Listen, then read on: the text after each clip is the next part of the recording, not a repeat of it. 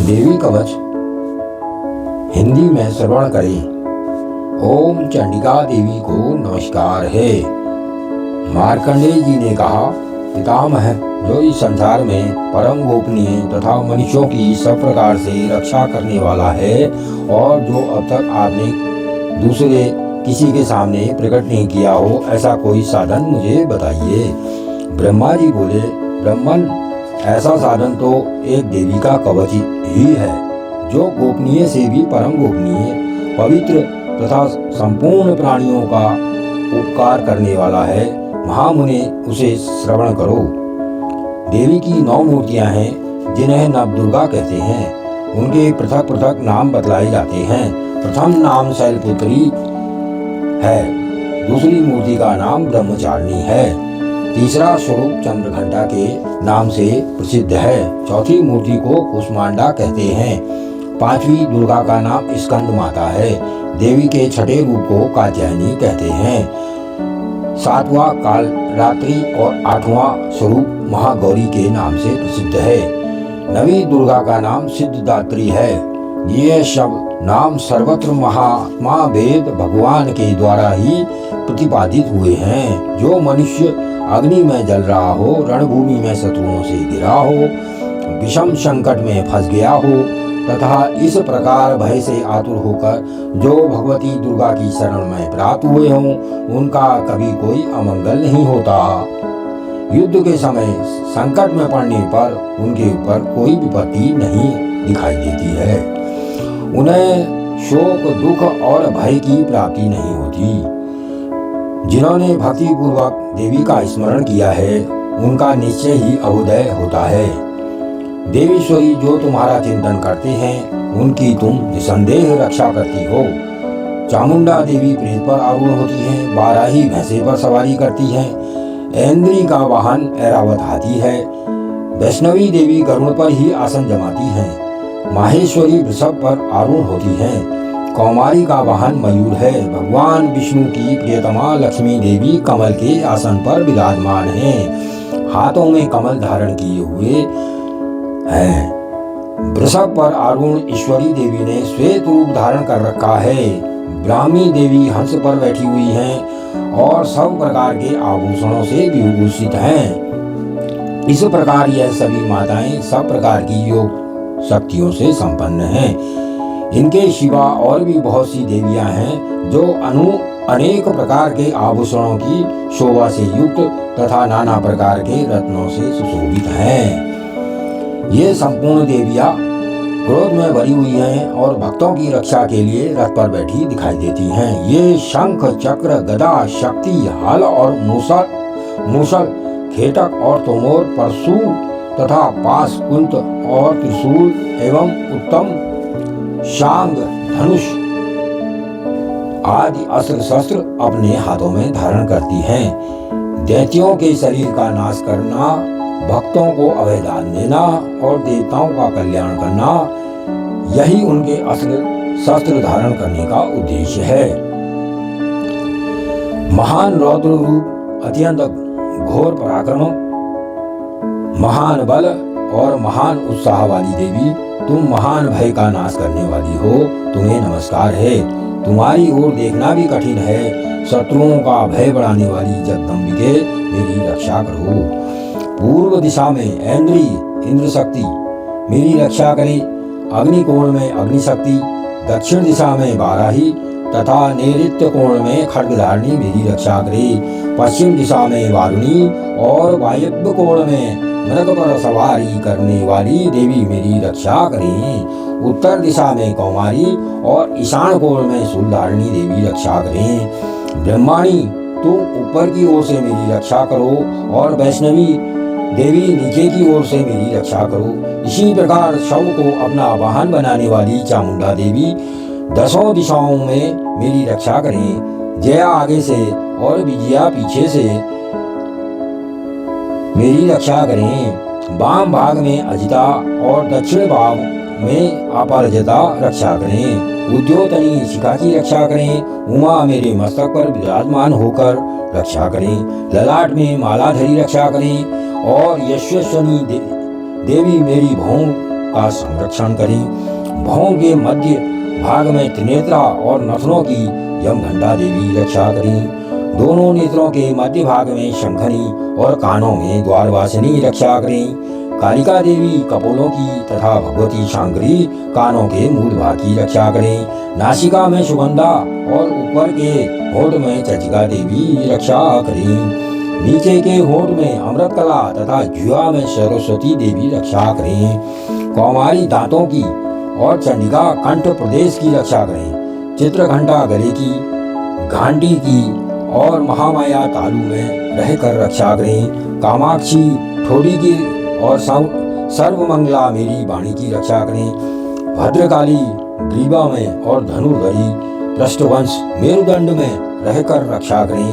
कंठ के बाहरी भाग में नील ग्रीवा और कंठ की नली में नलकूबरी रक्षा करें। दोनों कंधों में खड़गनी और मेरी दोनों भुजाओं की वज्रधारणी रक्षा करें। दोनों हाथों में दंडनी और अंगुलियों में अंबिका रक्षा करें। शूलेश्वरी नखों की रक्षा करें। कुलेश्वरी कुक्षी पेट में रहकर रक्षा करें। महादेवी दोनों स्तनों की और शोक विनाशिनी देवी मन की रक्षा करें। ललिता देवी हृदय में और सूर्यधारिणी उदर में रहकर रक्षा करें। नाभि में कामनी और गुह्य भाग में गुह्येश्वरी रक्षा करें।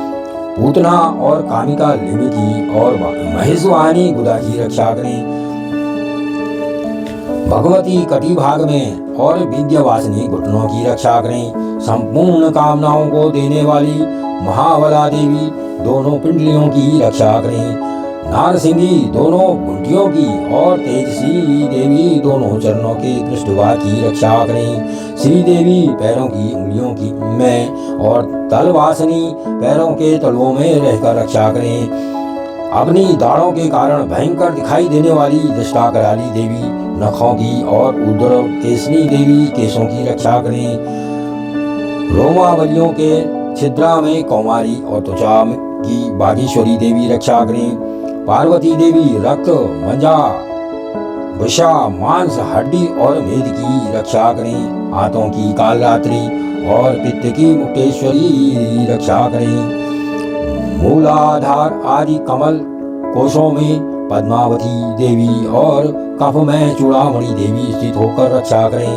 नख के तेज की ज्वालामुखी रक्षा करें। जिसका किसी भी अस्त्र से भेदन नहीं हो सकता वह अमेध्या देवी शरीर की समस्त संधियों में रहकर रक्षा करें। ब्रह्माणी आप मेरे वीर की रक्षा करें। छत्रेश्वरी छाया की तथा धर्मधारिणी देवी मेरे अहंकार, मन और बुद्धि की रक्षा करें। हाथों में वज्र धारण करने वाली वज्रहस्ता देवी मेरे प्राण, अपान, व्यान, उदान और समान वायु की रक्षा करें।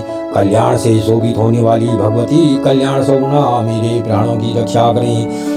रस, रूप, गंध, शब्द और स्पर्श इन विषयों का अनुभव करते समय योगिनी देवी रक्षा करें तथा सत्वगुण, रजोगुण, तमोगुण की रक्षा सदा नारायणी देवी करें। बाराही आयु की रक्षा करें। वैष्णवी धर्म की रक्षा करें तथा चक्रणी चक्र धारण करने वाली देवी यश, कीर्ति, लक्ष्मी, धन तथा विद्या की रक्षा करें। इंद्राणी आप मेरे गोत्र की रक्षा करें। चंडिके तुम मेरे पशुओं की रक्षा करो। महालक्ष्मी पुत्रों की रक्षा करें और भैरवी पत्नी की रक्षा करें। मेरे पथ की सुखता तथा मार्ग की क्षेम करी रक्षा करें। राजा के दरबार में महालक्ष्मी रक्षा करें तथा शव और व्याप्त रहने वाली विजया देवी संपूर्ण भयों से मेरी रक्षा करें। देवी जो स्थान कवच में नहीं कहा गया है अतएव रक्षा से रहित है वह शव तुम्हारे द्वारा सुरक्षित हो, क्योंकि तुम विजयशालिनी और पापनाशिनी हो। यदि अपने शरीर का भला चाहे तो मनुष्य बिना कवच के कहीं एक पग भी न जाए। कवच का पाठ करने ही मात्र से यात्रा पूरी होती है। कवच के द्वारा शव ओर से सुरक्षित मनुष्य जहाँ जहाँ भी जाता है वहाँ वहाँ उसे धन लाभ होता है तथा संपूर्ण कामनाओं की सिद्धि करने वाली विजय की प्राप्ति होती है। वह जिस जिस अभीष्ट वस्तु का चिंतन करता है उस उसको निश्चय ही प्राप्त कर लेता है। वह पुरुष इस पृथ्वी पर तुलना रहित महान ऐश्वर्य का भागी होता है। कवच से सुरक्षित मनुष्य निर्भय हो जाता है। युद्ध में उसकी पराजय नहीं होती है तथा वह तीनों लोकों में पूजनीय होता है।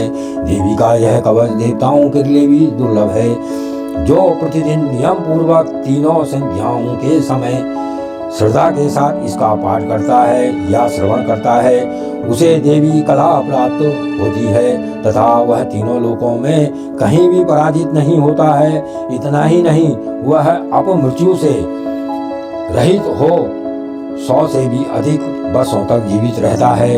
मकड़ी, चेचक और कोढ़ आदि उसकी संपूर्ण व्याधियां नष्ट हो जाती हैं। कनेर, भांग, अफीम, धतूरे आदि का स्थावर विष, सांप और बिच्छू आदि के काटने से चढ़ा हुआ जंगम विष तथा अहिफेन और तेल के संयोग आदि से बनने वाला कृत्रिम विष, ये सभी प्रकार के विष दूर हो जाते हैं। उनका कोई असर नहीं होता है।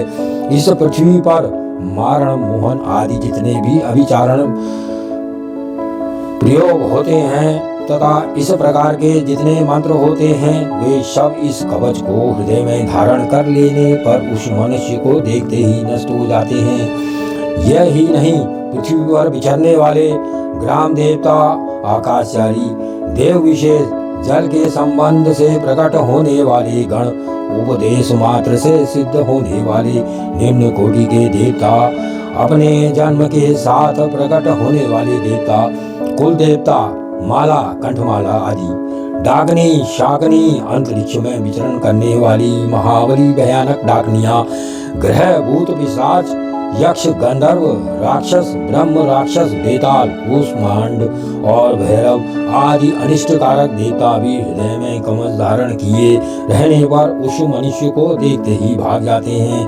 कवचधारी पुरुष को राजा से सम्मान में वृद्धि होती है। यह कवच मनुष्य के तेज की वृद्धि करने वाला और उत्तम है। कवच का पाठ करने वाला पुरुष या श्रवण करने वाला पुरुष अपनी कीर्ति से विभूषित भूतल पर अपने सुयश के साथ साथ वृद्धि को प्राप्त होता है। जो पहले कवच का पाठ करके उसके बाद सप्तशती चंडी का पाठ करता है, उसकी जब तक वन, पर्वत और कानूनों सहित यह पृथ्वी टिकी रहती है, तब तक यहाँ पुत्र, पौत्र आदि संतान परंपरा बनी रहती है।